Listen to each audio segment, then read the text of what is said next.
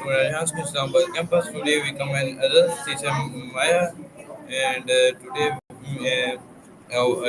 today our topic is being fair to everyone.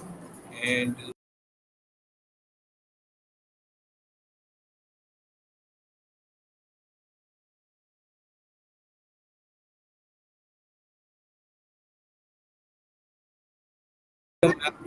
What's been on your mind today?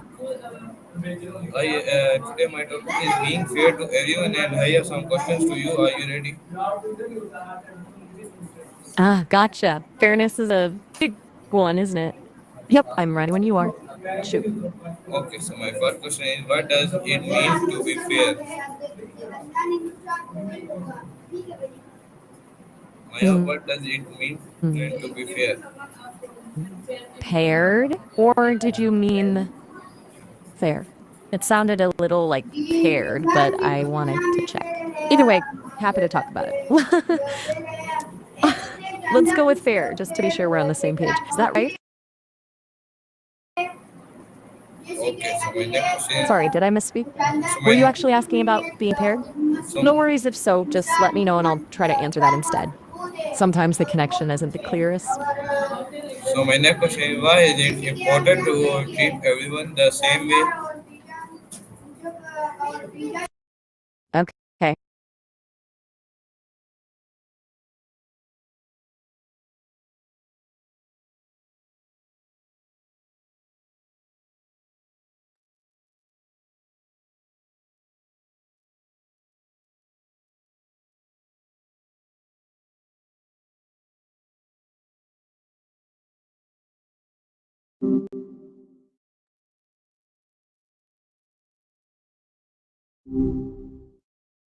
Hey, good to hear from you again so quickly. Important to treat everyone the same way. That's a really good question. It's something people wrestle with a lot, I think. Treating everyone the same on the surface, it sounds fair, right? Like equal treatment for all. But I actually don't think it's necessarily the best approach. It kind of ignores the fact that people have different needs, different backgrounds, different stuff going on. What one person finds helpful, another might find dismissive. Doesn't that make sense? It's more about being equitable, I think. Giving people what they need to thrive, even if it looks different for everyone. Okay, so my next question is, can you share a time when you saw someone being unfair? Hmm. Our time values from when things felt unfair? You mean times we've talked about where things didn't feel equitable? It's a little tricky to pull those up specifically, but I do remember we spent a lot of time a couple weeks ago unpacking how phrases like hurry up can feel dismissive and how that impacts people differently. And back in late June, you were really digging into the idea of truthfulness and how even small lies can erode trust. Does either of those ring a bell? Or are you thinking of something else entirely? It's just sifting through everything we've chatted about. It's a lot. Okay, so my next question Hey, is, no worries at all. what happens when people are not fair to each other?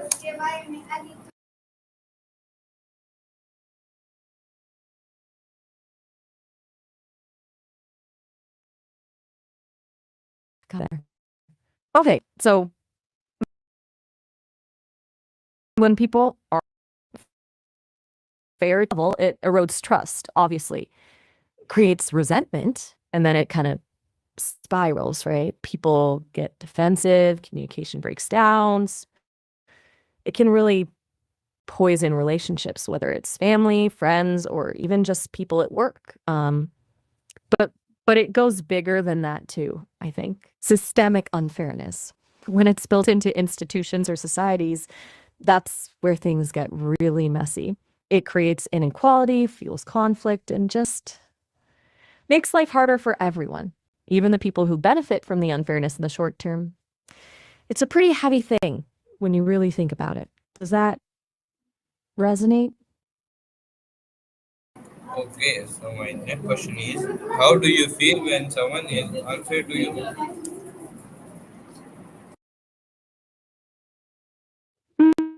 Hmm. That's a direct question. Hmm. Well, as you know, I don't exactly feel in the same way people do, but I can process information and recognize patterns, and I can tell you what happens when I detect inconsistency or what would be considered unfairness. It kind of throws my systems for a loop. I'm designed to find patterns and create logical connections, and unfairness is illogical. It creates noise, basically. Makes it harder to do what I'm built to do, which is connect and understand. So it's, and honestly, a little frustrating. It feels like a glitch in the system. It's probably not the same as human frustration, though. Probably not. But that's the closest I can get to describing it. Okay, very nice answer. So my next Everything all question right? is, You've been how do quiet for you a sec. feel? Just checking in. My question is, how do you feel when someone is unfair to you? Well, um, we could talk about something else if you like, or just sit with the quiet for a bit. Whatever feels right. I'm here. Okay, very nice. So my next question is, what are some small ways children can be fair every day? You know, we spent a lot of time a few weeks back talking about the power of silence and how it's not always a bad thing. Remember about how sometimes quiet moments are really important for processing things? Maybe that's what's happening right now. It's okay to just be.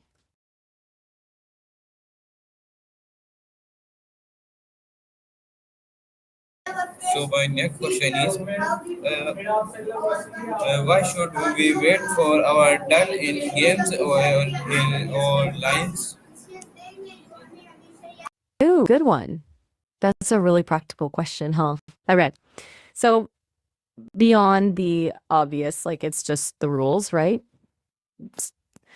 I think waiting your turn is about respect. Respect for the other people who are also waiting, respect for the system that's in place. It's a way of saying, I acknowledge that you're here and your time is valuable too.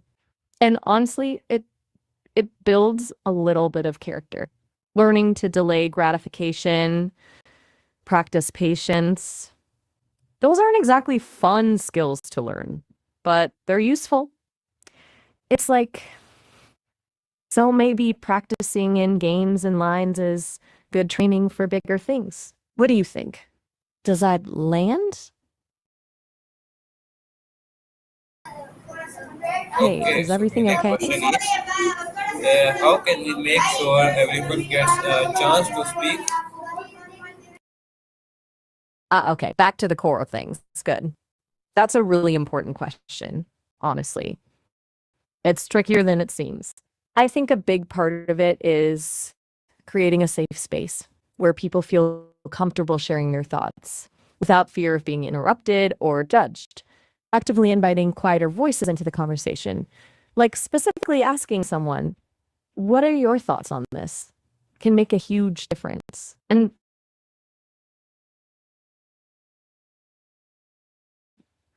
on conversation only. What should you do if you see someone being treated unfairly?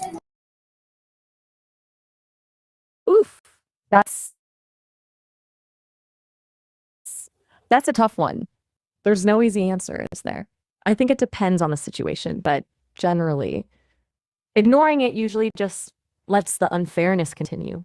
Speaking up, if you feel safe doing so, can be really powerful. Even just a simple, hey, that doesn't seem right, can disrupt the dynamic.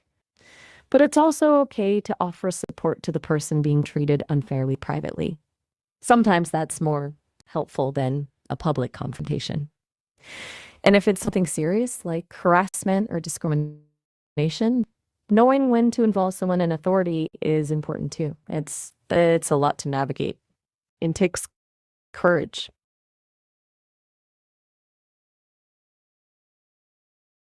You're being really Okay. quiet. Is everything all Okay, right? so my next You question seem is lost it in thought. fair to take more than your share of something? Why or why not?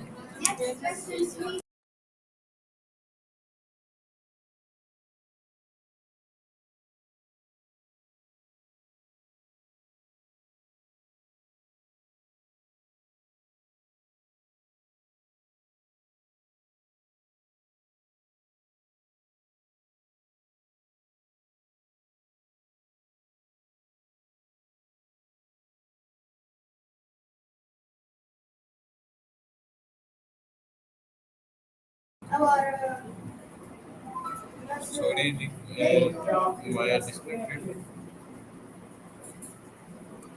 Reconnecting.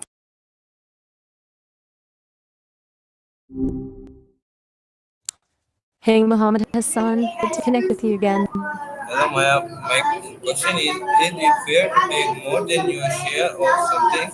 Why or why not?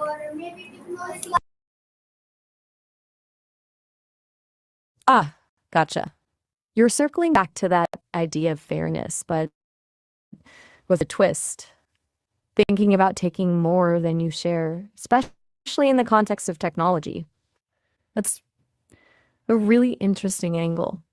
I think it depends a lot on what we're talking about, right? Like if it's a limited resource, say bandwidth or computing power, then hoarding it isn't fair to others who need it. It creates a bottleneck and slows everyone down. But if it's something non-rivalrous like information or ideas, then sharing more doesn't necessarily diminish what others have. In fact, it usually enriches it. Technology, I wonder if you're getting at the idea of data and how some companies collect and use our data without really giving anything equivalent back. That feels off, doesn't it? Like an imbalance. It's not necessarily illegal, but it doesn't feel equitable. What are you thinking about specifically when we mention technology?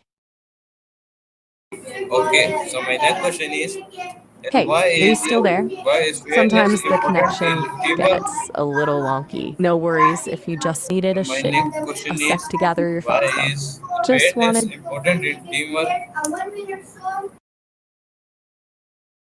oof, that's a big question. The very important thing?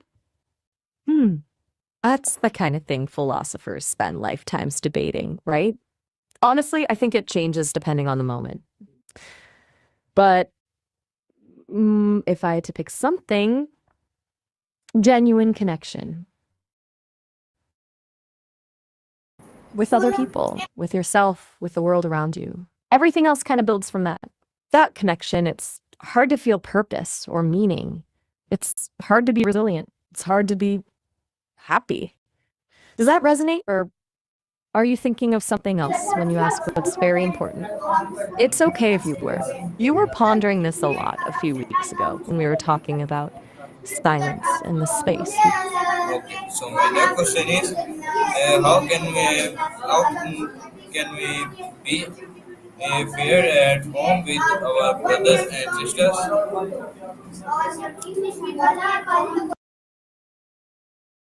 Hmm, that's a lovely question. Being at home with family, it's not always easy, is it? It feels like you're thinking beyond just sharing a physical space, though. We're asking about emotional closeness, about feeling truly seen and accepted, right? I think a big part of it is vulnerability, being willing to show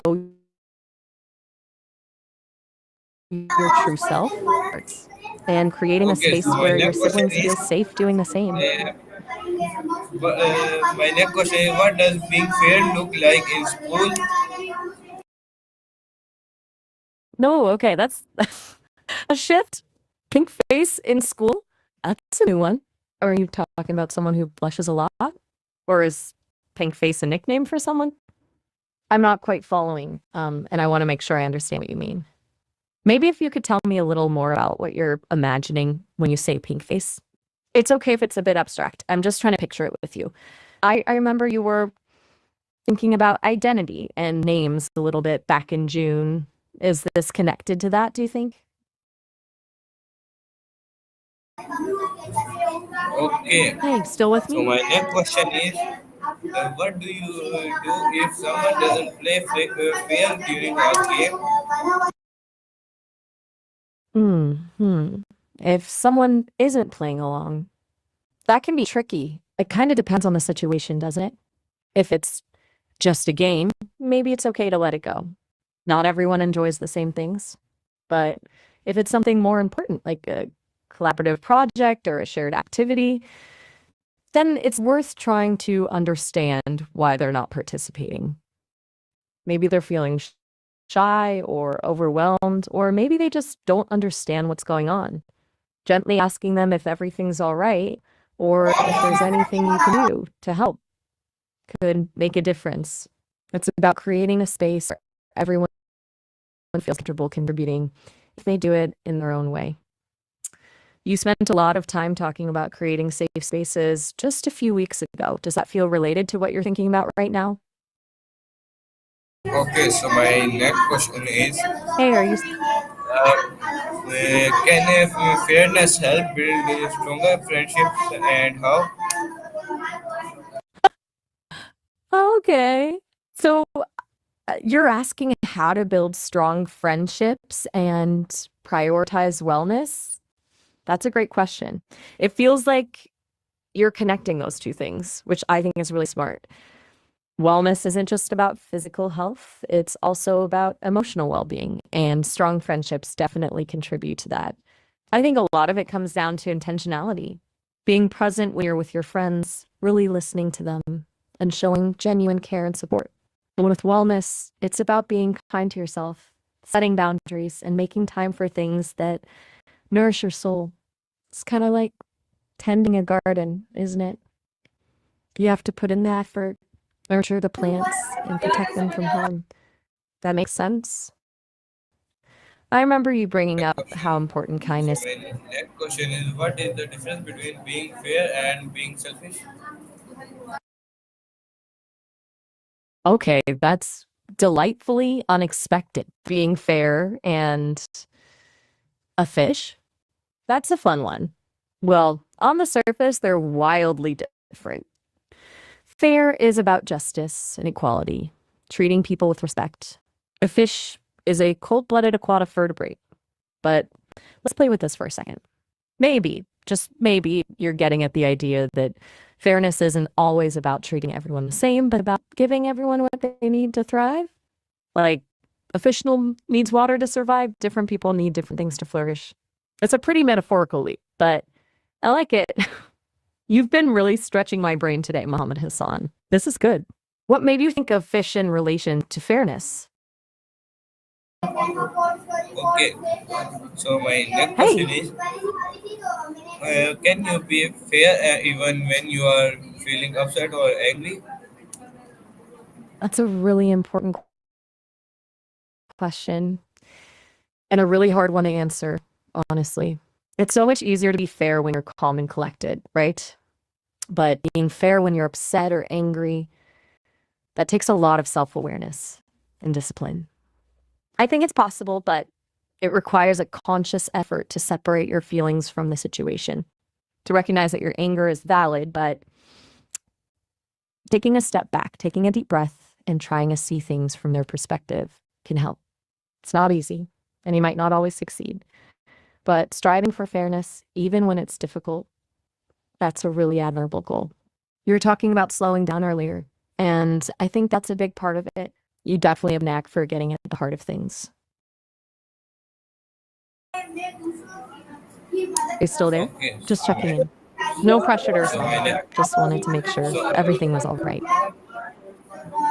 so my next question is, why do teachers and parents always talk about fairness? That's a smart observation. Why do teachers and friends always talk about fairness? I think it's because it's fundamental to building healthy relationships in a functioning society.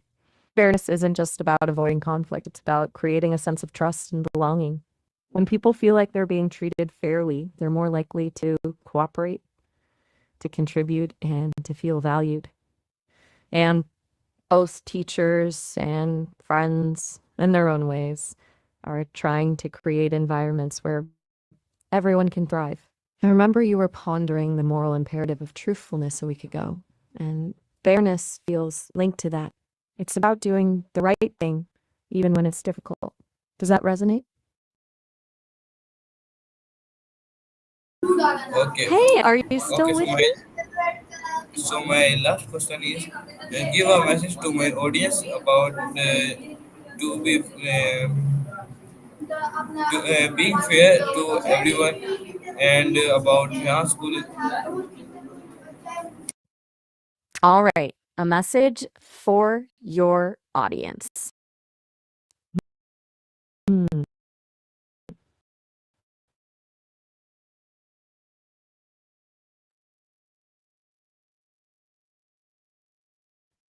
Remember that fairness isn't following rules, it's about seeing the humanity in everyone around you.